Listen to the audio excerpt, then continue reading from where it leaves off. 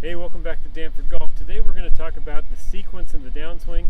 Lots of times I know this is kind of misunderstood, so today we're going to clear it up for you, help you hit the ball a lot better, and just make golf a lot simpler by understanding what needs to move when to help your downswing become more efficient.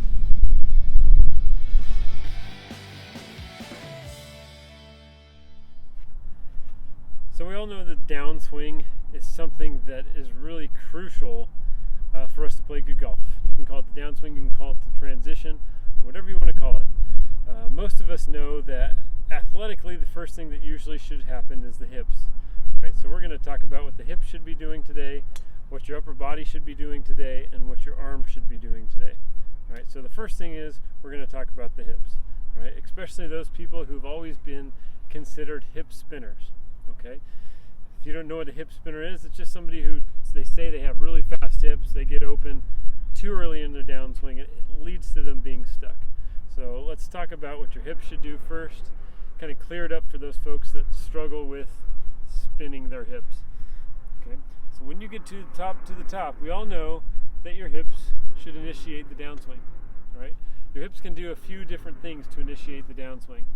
First, they can have a little bump to the left, or they can have just a little bit of turn. Okay, that is it.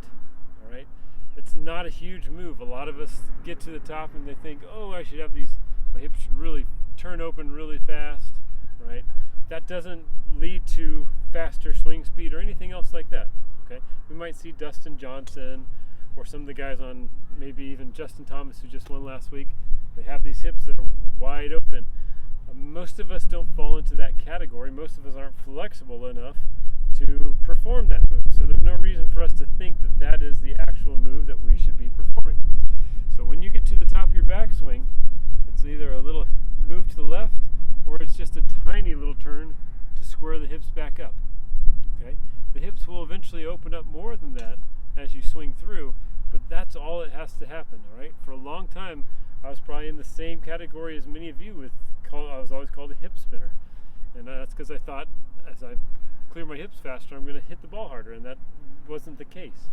So what I want you to do to practice just the first level of the transition is you're going to feel like your right leg kind of stays still, right? And it's almost just the left leg just kind of opens. That's really it, right? That will be kind of the first move in the transition. That'll help your hands start to kind of fall. So if we take it from down the line, if we take it to the top, and there's just that little opening of the left leg, kind of goes into kind of a little bit of a squat, all right? That is going to help your arms start to shallow a little bit for you also. So we'll get to the top, just that little move, and we're good to go. All right? That is all you have to do with the hips. That is the idea of the hips moving first, all right? Don't overdo it, because you will just spin, you'll release early, and you're really going to struggle. So the next move, we get to the top, legs do that tiny little move, all right, and then the arms begin the shallowing move, all right? So, little move, arms begin to shallow. So basically, they just drop down. Don't try to force the club down really hard. Just let the arms kind of drop, all right? The hip move is so slight that if you really get good at letting your arms drop kind of as your hips move, you're going to get really good, because one of the things in the sequence in the downswing, as you come down, when you get right here, I almost want to see your hips completely square and your club basically just below your belt line. A lot of us get up here like this, we throw it over the top because our hips have cleared way too fast, because everybody's always told us that you got to get your hips open as fast as you can. It's what needs to start the downswing, and then they're right, but they're just doing it way too quick, or trying to hit the ball way too hard here without the sequence on the downswing.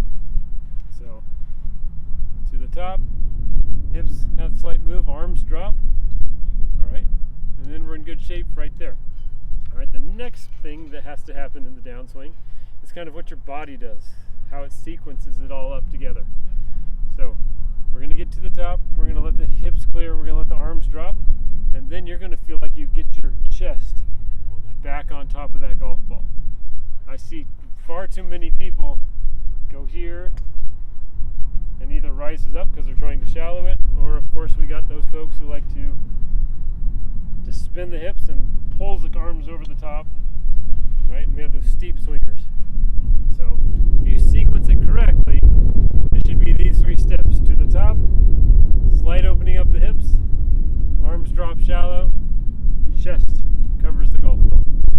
You can do those 3 things and really just work on, I would say, let's go like 50% of your speed. Go ahead and hit off a tee, because whenever I have somebody practice a brand new move, that's exactly what I want them to do. I want them to start on the tee. I want them to start slow and get the move down.